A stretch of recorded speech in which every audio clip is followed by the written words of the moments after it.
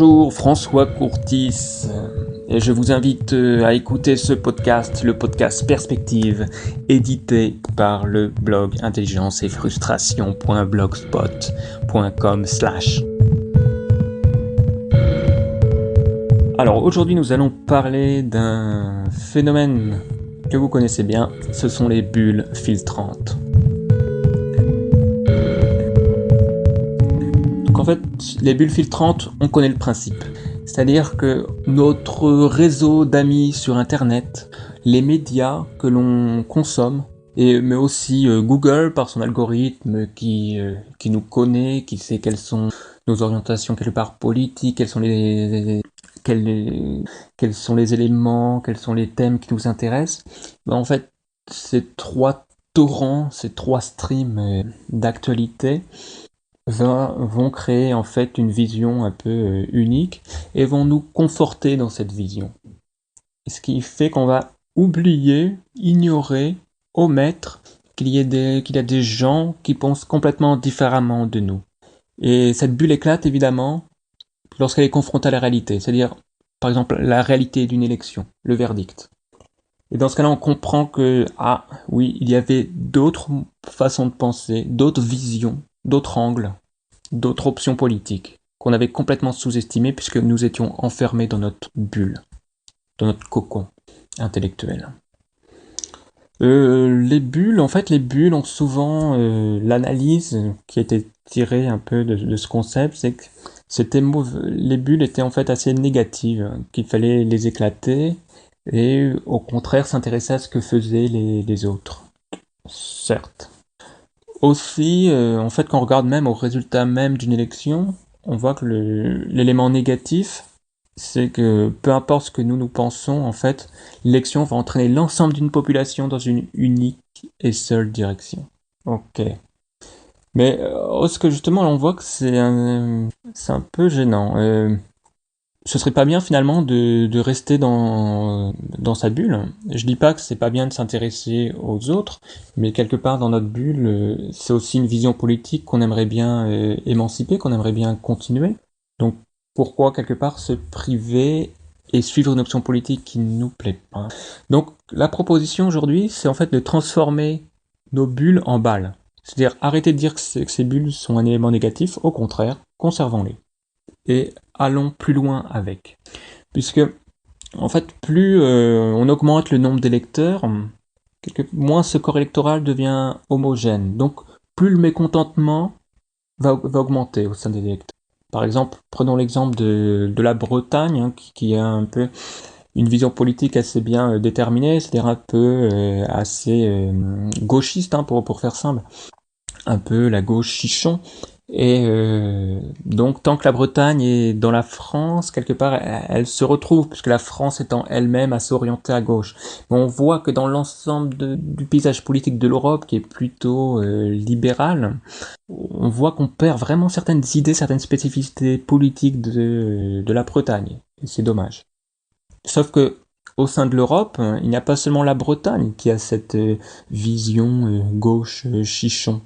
Et en fait, donc l'idée, c'est de regrouper toutes ces personnes dans leur bulle, de les laisser dans leur bulle. Donc on voit, la solution en fait, c'est en plus de décentraliser certaines compétences à des niveaux territoriaux, donc ce qui se fait déjà, on a vu puisqu'on a encore les pays, les régions, mais l'idée en fait, c'est de décentraliser au niveau des bulles, indépendamment du découpage administratif.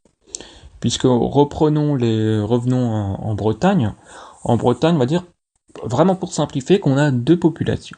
Donc les gauchistes fumeurs de chichon et les catholiques traditionnels. On voit que finalement, ça a peu de sens de mélanger les deux, puisque quelque part, la position des deux va s'annihiler en plus. Et on voit bien que le plus intéressant, c'est de conserver ces deux populations indépendamment, que chacun ait sa vision politique, qu'il l'émancipe, qu'il la continue. Donc la décentralisation au niveau du territoire, c'est bien pour les décisions liées à l'organisation de ce territoire. Par exemple, les routes, le vivre ensemble. Doit-on la burqa? Doit-on l'interdire? Doit-on laisser les femmes en burqa tranquilles? Mais pour le modèle socio-économique, en fait, on voit bien que ce sont des éléments complètement hors sol. Pareil pour les éléments éthiques. Donc revenons avec les Bretons. Donc on a une partie des Bretons, cette partie gauchiste, qui veulent que toutes les dépenses de santé soient prises par l'État. Eh bien, ils vont pouvoir le faire. En fait, sauf que évidemment, pour cela, ils vont trouver d'autres sources de financement. Par exemple, augmenter la TVA.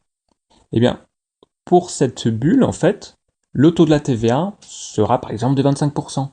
Alors que sur le même territoire, on va dire que nos cathos, on va dire ce sont des cathos libéraux, et ils vont plutôt choisir un modèle complètement libéral, où il faudra payer sa mutuelle ou payer à l'acte, et ils auront une TVA de 15, 18%. Donc évidemment, cette décentralisation au niveau des bulles, ça demande à ce que tous les paiements soient numérisés et identifiés. Ça demande à ce que chacun ait un code européen, un European User Code, okay, pour qu'il soit tout le temps identifié, pour qu'il paye la TVA appropriée, la TVA de sa propre bulle. Et comme je disais tout à l'heure, cette idée peut s'appliquer soit pour certaines décisions économiques, socio-économiques, mais aussi pour les décisions, pour les positions éthiques. Par exemple, l'euthanasie. Sur un même territoire, en fait, elle sera interdite à ceux qui ont choisi cette option de l'interdiction, mais elle sera autorisée aux autres, ceux qui sont plus libéraux sur les mœurs. Quel est le problème? Chacun sa bulle. Donc, puisqu'en fait, est-ce que maintenant un découpage géographique a encore vraiment du sens, alors qu'on peut traverser les frontières sans aucun problème, aussi qu'on appartient à plus ou moins des communautés numériques transfrontalières. Et pareil pour le cadre éthique, nous sommes dans nos bulles, donc certaines questions éthiques sont vraiment des questions personnelles propres à des micro-communautés. Donc autant figer ces communautés et que chacun vive en fonction de ses propres règles.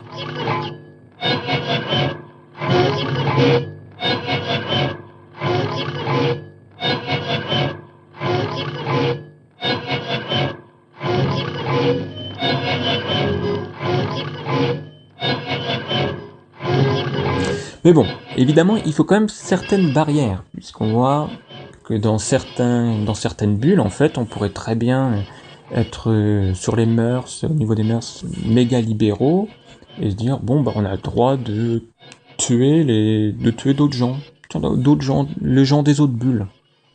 Donc on voit qu'on doit quand même établir certaines règles fondamentales, un espèce de cadre éthique.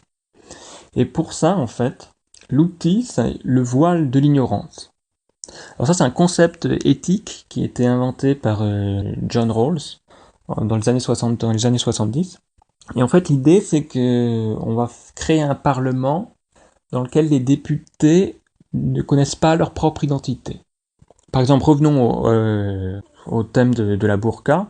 Le député ne va pas savoir, en votant, en décidant, il ne va pas savoir si lui-même est une femme soumise par son mari, si c'est une femme, au contraire, émancipée, qui a fait le choix de porter la burqa, ou si je suis un homme musulman, si je suis un homme laïque. Je vais voter, prendre cette décision, sans savoir qui je suis. Et en fait, ce système de voile d'ignorance, de parlement aveugle, sans identité, fait que, automatiquement, on va prendre la décision qui va avoir le niveau de dommage, le niveau de mal le plus faible. Puisque, en votant, on peut faire partie de cette minorité à qui va s'appliquer la règle. Sauf que bon, on voit bien que c'est quand même complètement un concept juste intellectuel. Mais est-ce qu'à l'époque des intelligences artificielles, est-ce qu'on n'est pas capable justement un peu de créer ce parlement avec ce voile d'ignorance? À mon avis, la réponse est oui, dans quelques années. Et je pense que justement ces deux éléments, c'est-à-dire une décentralisation au niveau des bulles, et ça indépendamment du territoire, et le voile d'ignorance généré par des intelligences artificielles, ce sont les deux éléments qui vont venir dans les démocraties à venir, dans les 10-15 ans.